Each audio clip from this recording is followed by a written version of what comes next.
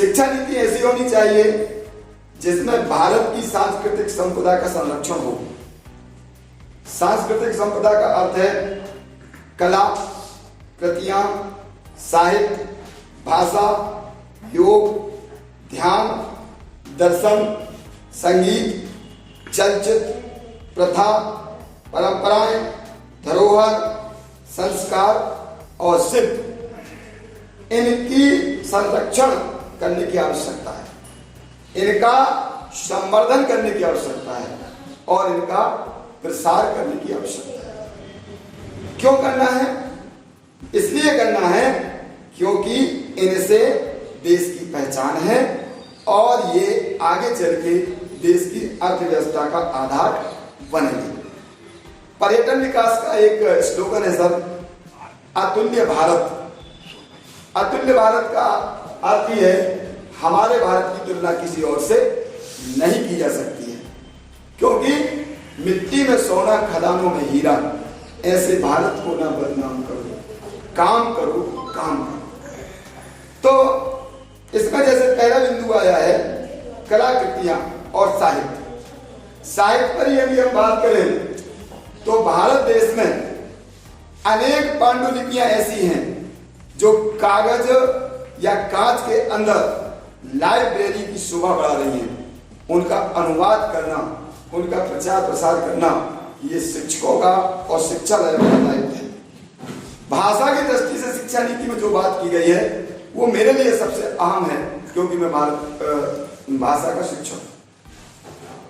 इस शिक्षा नीति में 3 बातें बड़ी महत्वपूर्ण है। एक बात, आप 5वीं तक की शिक्षा बच्चे को अनिवार्यतः मातृभाषा में देगी। मातृभाषा का अर्थ यहां हिंदी नहीं है। मातृभाषा का अर्थ है आप बुंदेली है तो बुंदेली में, मालवी है तो मालवी में, निमाड़ी है तो निमाड़ी में, जो भी आपके यहां भाषा चलती है 5वीं तक उस भाषा में सिखाई। मैंने एक वीडियो देखा था, एक लड़की को अंग्रेजी में निबंध लिख रहा था मेरा स्वप्न। तो उस लड़की ने कहा मां, स्वप्न तो आते हैं लेकिन मेरे को केवल हिंदी में स्वप्न आते हैं, मैं अंग्रेजी में कैसे लिखूं? निश्चित तौर पर यदि हम किसी दूसरी भाषा में संवाद करते हैं और खासतौर पर बाल मन के ऊपर प्रभाव डालते हैं तो उसके स्वप्न मर जाते हैं। स्वप्नों को जीवित रखने के लिए मातृभाषा को जीवित रखने की बात इस शिक्षा नीति में कही गई है। दूसरी बात, कक्षा 6वीं से 8वीं तक, कक्षा LKG से 5वीं तक अनिवार्यतः मातृभाषा होगी। 6वीं से 8वीं तक मातृभाषा रुचि के अनुसार होगी और 9वीं से 12वीं तक ऐच्छिक होगी। और उसके बाद अगर कोई अपनी मातृभाषा को पढ़ना चाहता है तो उसका स्वागत है। दूसरी बात उसमें कही गई है कि ऐसे शिक्षकों को चयन में वरीयता दी जाएगी जो मातृभाषा के ज्ञाता होंगे। शिक्षक वही व्यक्ति बन पाएगा जिसे उस क्षेत्र की मातृभाषा आती होगी, उसका ज्ञान होगा। दूसरी बात, संस्कृत भाषा के विकास के लिए इस शिक्षा नीति में विशेष प्रावधान रखा गया है। कंप्यूटर के लिए विश्व की सबसे श्रेष्ठ भाषा के रूप में संस्कृत को रखा गया है।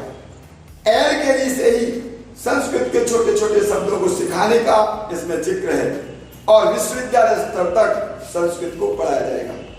संस्कृत के लिए अभियान पूर्वक शिक्षकों की चयन प्रक्रिया चलाई जाएगी। एक और इसमें बात कही गई है कि 25 वर्षों के अंदर इस शिक्षा नीति में खास तौर पर भाषा के विकास पर बल दिया जाएगा। जापानी, जर्मनी, फ्रेंच, इन भाषाओं को भी विद्यालयों में पढ़ाया जाएगा। अगली बात जो इसमें कही गई है, कई बार एक गौरव की अनुभूति होती है, मैं साइंस का स्टूडेंट, मैं कॉमर्स का स्टूडेंट, मैं आर्ट का स्टूडेंट। तो इसमें कहा गया है कि किसी भी प्रकार से कोई भी विषय बड़ा छोटा है ऐसा भाव बच्चों के अंदर ना डाला जाए। सभी विषयों को एक साथ पढ़ाने की व्यवस्था की जाए। यद्यपि इस नीति की एक कमी है कि इसमें सारे विषयों को बच्चे यदि चुनेंगे या पढ़ेंगे तो उसका टाइम टेबल कैसे मैनेज होगा, शिक्षकों का चयन कैसे होगा, समुदाय का सहयोग कैसे लेना है,